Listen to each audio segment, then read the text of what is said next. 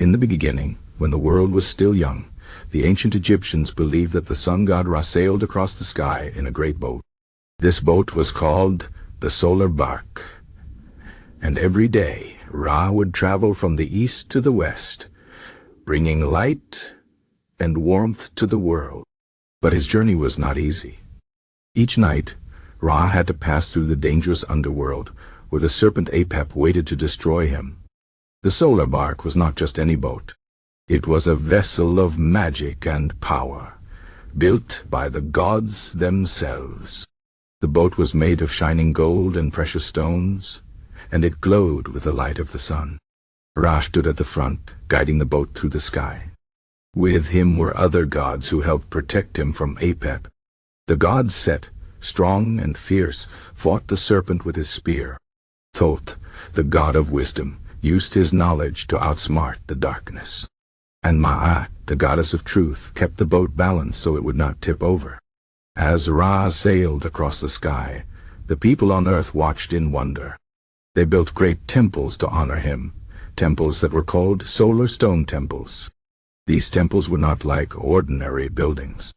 They were designed to capture the light of the sun to help Ra on his journey. The most famous of these temples was the Temple of Karnak, a place so big it could hold many villages inside its walls. The priests of Ra would perform sacred rituals there, singing hymns and burning incense to give strength to the sun god. The walls of these temples were covered in carvings, telling the story of Ra's journey.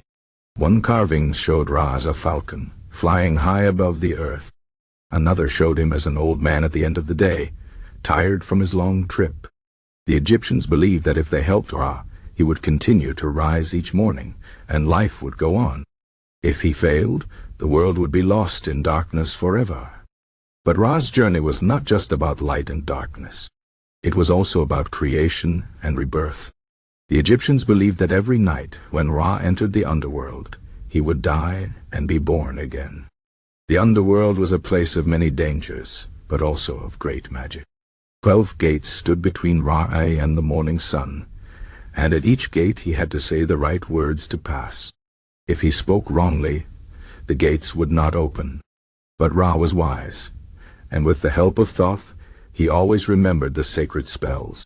Deep in the underworld, Ra would meet the souls of the dead.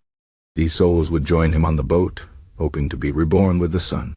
The Egyptians believed that if a person lived a good life, their soul would be judged worthy and could sail with Ra. But if they were wicked, the monster Amet would eat their heart, and they would never see the light again. As the night passed, Ra grew weaker. The journey through the underworld was long, and Apep never stopped trying to swallow him. But just when the serpent was about to win, the gods would strike him down. Set would pierce him with his spear, and Thoth would chant powerful words to bind him. Then at last, Ra would reach the eastern horizon. The sky would grow lighter, and the first rays of the sun would appear. Ra, now young and strong again, would rise into the sky, and the world would rejoice. The solar stone temples were built to reflect this journey. Their great pillars stood like the gods who protected Ra. Their open courtyards were like the sky, waiting for the sun. And their dark inner chambers were like the underworld, where the mysteries of life and death were kept. The priests who worked in these temples were not just servants of the gods. They were guardians of the sun itself. One of the most mysterious temples was the temple of Abu Simbel. This temple was carved into a mountain, and its entrance was guarded by 4 giant statues of Ramses II, a pharaoh who ruled Egypt long ago. But the most amazing thing about this temple was its alignment. Twice a year, on the pharaoh's birthday and the day of his coronation, the sunlight would shine deep into the temple, lighting up the statues of the gods inside. The Egyptians believed this was a sign that the gods approved of their king. The boat of Ra was not just a myth to the ancient Egyptians. It was the heart of their world. Without Ra, the crops would not grow, the rivers would dry, and life would end. That is why they built such grand temples, why they told such sacred stories. They knew that every sunrise was a victory over darkness, and every sunset was a promise of rebirth. Even today, we can see the remains of these solar stone temples.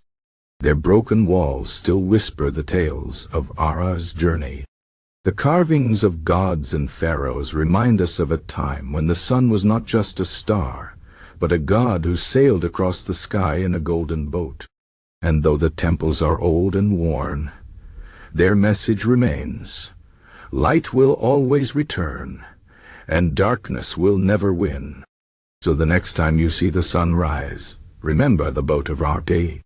Remember the gods who fought for the light, the temples that honored it, and the people who believed in it. For in their stories we find the eternal truth, that even in the darkest night, the sun will always rise again. This is the legend of the boat of Ra and the solar stone temples, a tale as old as time itself.